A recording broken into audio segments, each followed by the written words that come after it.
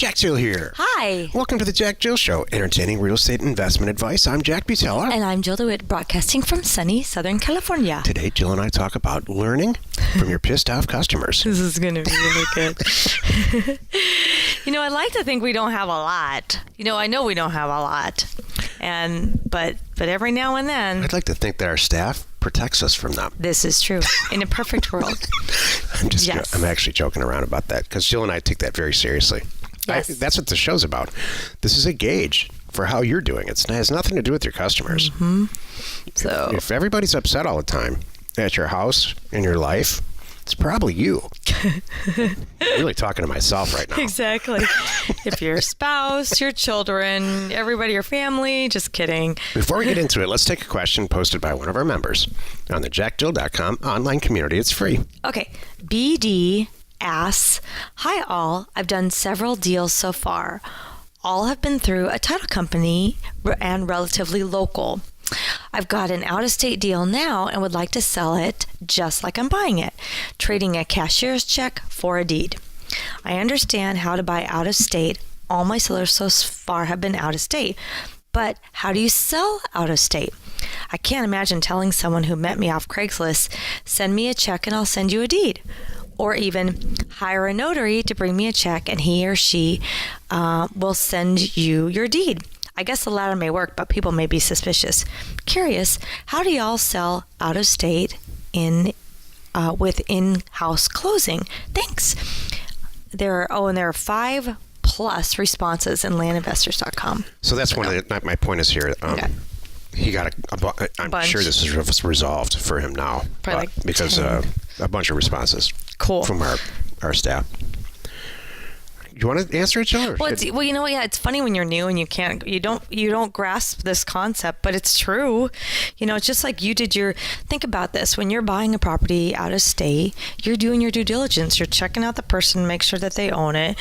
The addresses all line up. So where you're sending the cashier's check is the address on file with the assessor. You have a notary going to that person's house so they're going to get their ID and have it all done the right way. So you did your homework and you felt good about this transaction. The same thing is happening when you're selling. Whoever's buying from you, you better, if you don't have a good website and your presence and everything, then you are going to put up some red flags for them. But if you do it all right, then, you have a solid website. The person buying from you can go see, oh, look how many properties this guy has. Look how many he sold. Oh, there's a picture of him and his dog, oh, and here's some videos. I mean, this guy's clearly in the business. This is what he does. All right. That checks my box. So that's what you need to do. And then send me a check and I'll send you the deed. Not crazy at all. That's exactly a great, let's take it a step further. You don't even have to talk to them. They check you out. They love the property. They've been doing it. Here's what we do. You have a button right there. It's click here to pay. That's right. They click there. They put their credit card in. They could input, you could even have an input how they want their deed prepared and what to say. And then a little note, with a auto reply saying, thank you very much. We've accepted your payment and your deed will be going out within 48 hours. Watch for tracking information or however you want to do it. And none of this is crazy. Your customers get it. You can have the process spelled out on your website. That's the answer. Have an FAQ. Here's how it goes, and then it's just beautiful. How you present yourself really, really matters here. So they're looking to you for the answers. They want to buy the property. They've done the research, and so they're saying, all right, what's the next step? And so if you say, send me a check and I'll send you the deed, and you say it like that, it's not gonna. You have to really present yourself and say, we do this all the time. Mm-hmm. We've sold XYZ amount of properties. I belong to a group that does this for a living. We all do it together. You have a couple of choices. You can send me a check, and I'll send you the deed. I can take your credit card number because we accept credit cards, or I can send a notary out. I'm going to have to charge you. If this is not within your comfort level, and I get it, I'm happy to send a notary out. Please have a cashier's check ready. Hand them the check, and she'll hand you the deed, or he. So you have to present this like, man, you know exactly what's going on. It's old hat. And I personally put this little twist on it. Look, you want the property? You're going to do it my way. Yeah, there's that too. 15,000 people before you didn't have a problem with this. Right. So if this is your problem and you don't want to buy this property that's bad, fine. There's 22 other people behind you. Yeah. That's okay. We run our whole business like that, and it's amazing how fast people fall back into line. That's And totally if you true. don't, you don't. No, and that's fine. Buyer And or then, seller. hey, you know what? And be ready for this too. There are a lot of tire kickers out there, so don't get hung up on someone that needs 18 different things. Don't. And that's I've helped a lot of our members. Like the guy wants to see something that I own the property or something. Ding, red flag, not the right buyer. You know, if they need to see, you know, because I remember being very, very new and thinking that myself and going down that path, and I learned that was wrong. They don't, you know, it's. If you talk to them more than one or two times, something's wrong. Exactly. But the customers you want to attract really have nothing to say, and they just pay. Exactly. And that tells me then too. This falls into what our show's about today. Kind of like a life partner. Really have nothing to say and they just pay. Isn't that what everybody wants? That's what every woman wants. Jack, where's your wife? I don't know. I haven't heard from her in a couple weeks. Yeah. I just keep putting money into the account. I don't know where she is, but whatever. You know, I know this for sure. I haven't heard from her, so she's not complaining. Exactly. She's not pissed off. That's a perfect prelude to today's topic. Yeah. Learning from your pissed off wife. No, I mean your pissed off customers. Thank you.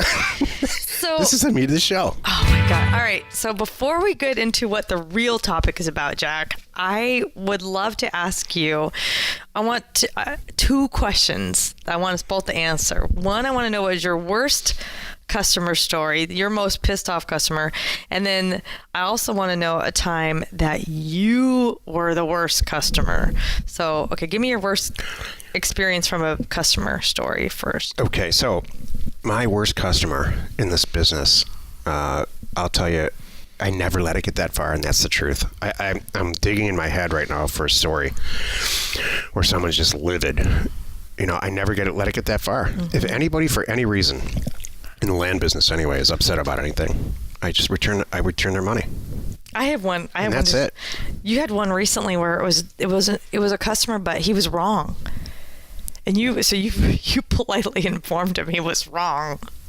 Go ahead. Do you know what I'm talking about? Someone needed something from an old transaction. They bought a piece of property from us, and they needed some contact person. And the person came back pissed off. Oh yeah, I do remember this. Yeah, like a good customer. Yeah, and you for your first initial reaction was, what did my staff do? Right. You really were taking his side, which was I understand, and thinking, we dropped the ball. Right. And you went to the staff, and the staff said, oh no, we did A, B, and C, and so you went back to the guy. Yeah, I actually let him have it. Yeah, that's just get your facts straight before you come screaming at me. So too funny. One of mine was on the phone. I had a job where I was on the phone, and it was American Airlines, and it was like, people on the phone, and now via email, you can, when it's not face to face, they just seem to have this attitude, and I just remember a guy it's been like that forever. Screaming at me saying I lost his bag when I clearly had nothing to do with the situation.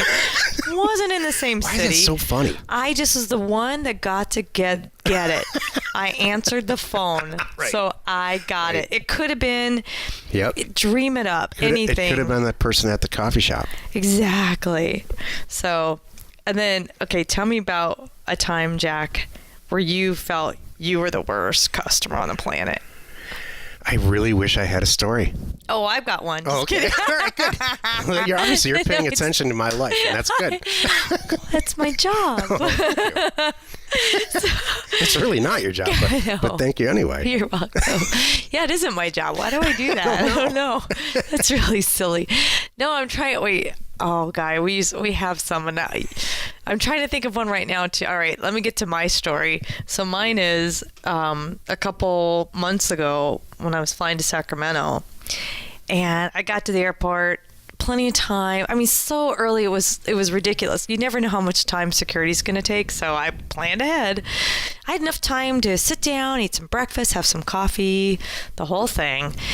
I go over to the gate and I realize it's at a stupid satellite terminal. I'm like, oh, great. Oh, geez. So I'm stuck waiting for this bus to take me out to the satellite terminal, thinking, all right, we still have plenty of time. It's totally cool. So waiting. Well, there happens to be something with the bus. And I'm like, you've got to be kidding me. And so I ended up getting over there, running up to the counter, and it's one of those you can see the plane, the doors closed, but they're just kind of like standing there, half smirking. Yeah, that's that like, smirk that kills not my you. problem, because it's the airport's runs the bus. We don't run the bus, kind of thing. And I was one of 5 people, and it was so funny because I look like the mother hen with these little ducklings behind me. You took charge. I totally took charge. They got in line behind me, and they were all like, "Yeah, what she said." It was so funny.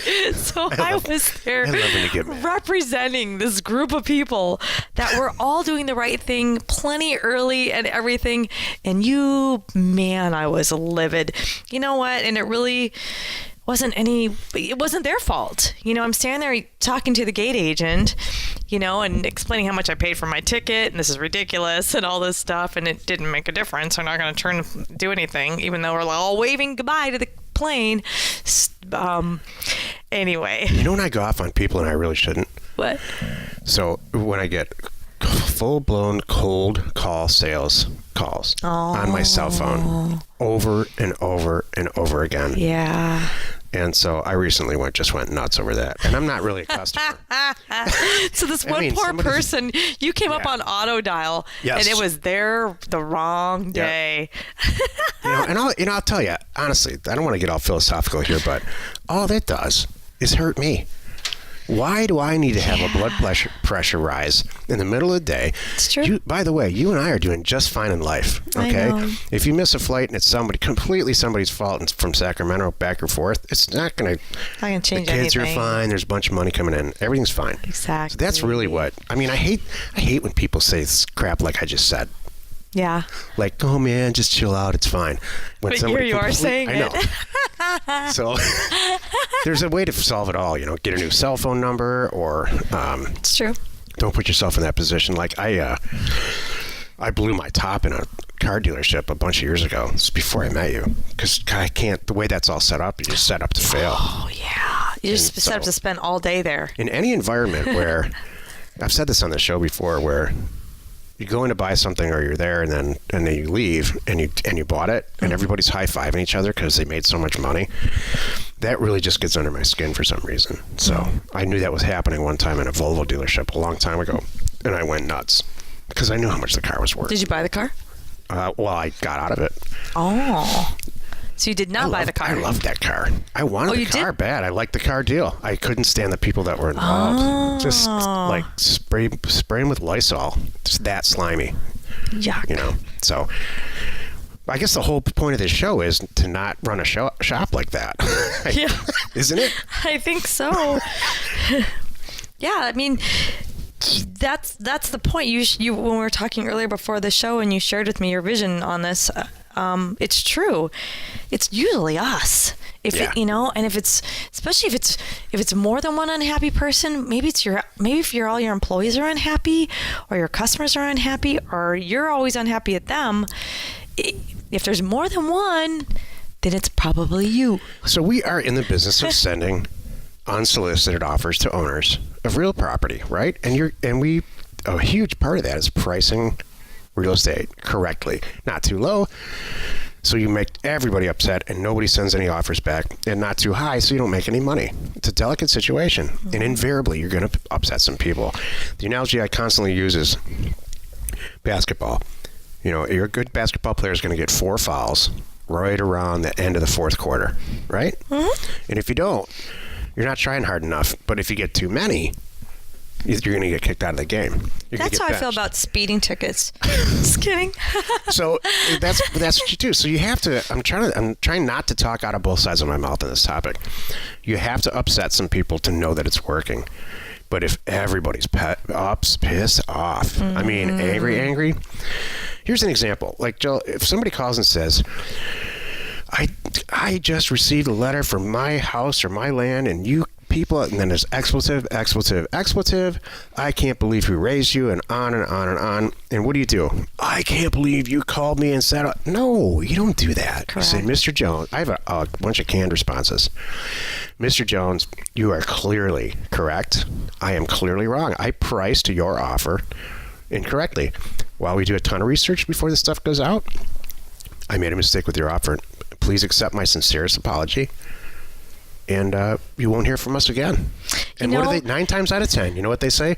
Well, wait a minute. Right.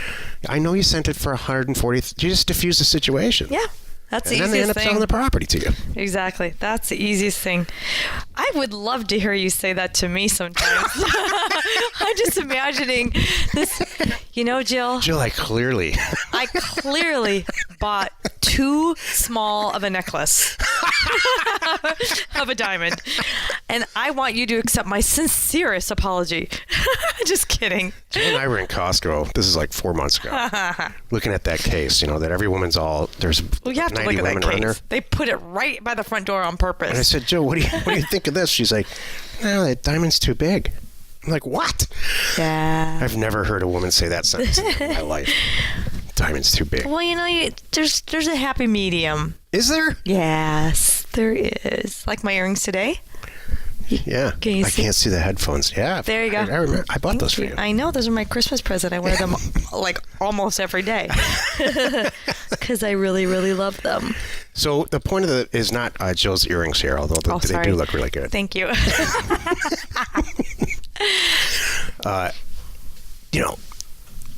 Learn from the people that are upset and constantly roll with it and change with it. And, look at yourself. Look inward. I don't want to sound like Buddhist here, but look inward. Kind of do. Yeah, I know. Well, I was going to say it's you did it right. Our members have all got this whole concept down, and it's great because I almost see the same replies often in the online community was, all right, wave 1, there's going to be pissed off people. You did it right when you have a percentage, small percentage every time of pissed off people. Wave 2 is here comes some offers, and then trickling forever. And then wave 3 is usually this is an immediate response to the offer. This is good stuff. Mm-hmm. Wave 3 is negotiation. Mm-hmm. Some of the counter offers come in. Exactly. And then for years and years and years, you get 1 or 2 or 3 a month from one mailer. Mm-hmm. Exactly. That's actually awesome. good, useful information. So you're going to upset a few people, but you're going to get years of potential deal flow. And I think too, it's funny. People get decades.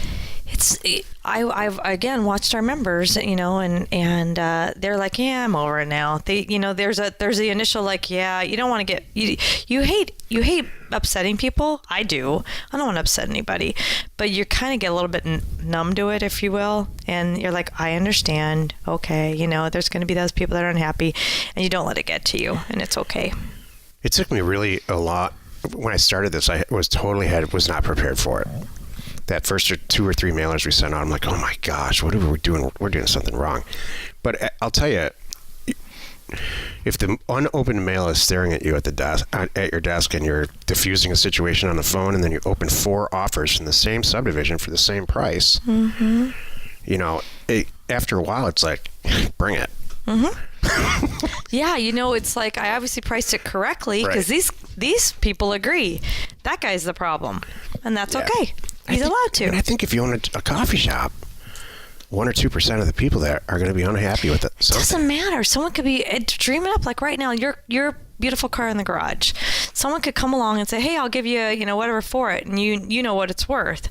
You'd be, part of you wants to laugh. Part of you's like, hey, hold me back. I'm going to pop the guy. Nah, so I wouldn't. I know, begrudge anyone for making an offer that. Well, that's because part of me is like, you know what? I'm thinking about buying a new car anyway. Hold on a moment. This is a different situation because that's who you are. Right. A lot of people aren't that way. That's not their business. It's like the price tag is the price tag. We don't roll that way. We've all been conditioned. Most of us have for maximizing price, and it's something that's just really hard to get out of your head. It was hard for me even. Mm-hmm. I want to get every single dollar out of my car, every single dollar out of the house that I just don't think you're not like that. You've never been like that. You're like a deal maker. You want to you innately want to if somebody offered you money for your car and it was reasonable, you would take it. Oh yeah, bring it. You'd go buy another one. Bring it. I'll negotiate. You're just set up for that. Everything. I'm totally good with that. It can be tiring, but I could do that. Man, Mexico, bring it. Mexico? Well, no, that seems like in Mexico. Why is that? We don't negotiate as much here, but you go to Mexico, you negotiate everything. I think it's everywhere in the world like that. Oh, it's just everywhere but us? Yeah, but here's what I think. That's a great question. We're price tags crazy here. I think everyone in general, our country is complacent. I think everybody's scratching around in the rest of the world trying to survive. And so every cent does count. Maybe, all right. But then, I don't know, just I don't get it. We're weird here.